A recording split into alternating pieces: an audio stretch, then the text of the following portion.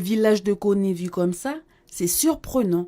C'est rendu possible par l'Office des postes et télécommunications qui vient de construire le plus grand bâtiment du centre-ville.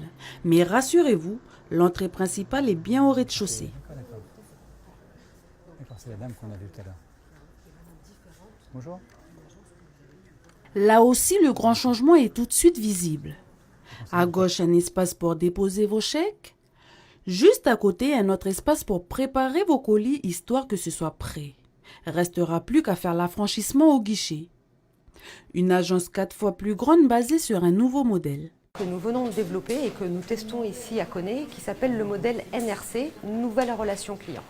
Le but, c'est d'offrir à notre client une nouvelle manière de l'accueillir et on le voit tout de suite dès l'entrée, puisqu'on arrive et on rentre par un sas automate.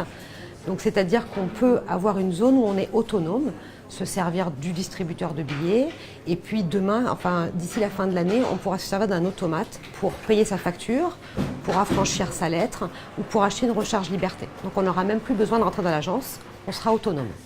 Ce sas, à terme, pourra être ouvert même au-delà des heures de l'agence normale. Ici se trouvera un commercial chargé de vous conseiller et de répondre à vos questions. Et ce, sans rendez-vous, que vous soyez un particulier ou un entrepreneur.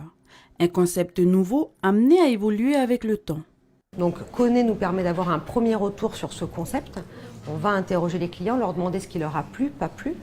Ce qui va être nouveau aussi, qui n'est pas encore ouvert, c'est un guichet rapide courrier. Quand je vais aller récupérer dans ma boîte aux lettres un avis parce que j'ai un colis qui m'attend, au lieu de re-rentrer dans la salle du public et de passer au guichet, je pourrais directement, via ce guichet qui est dans les boîtes postales, récupérer mon colis. Une agence pilote dans le Nord et une première pour l'Office des postes et télécommunications.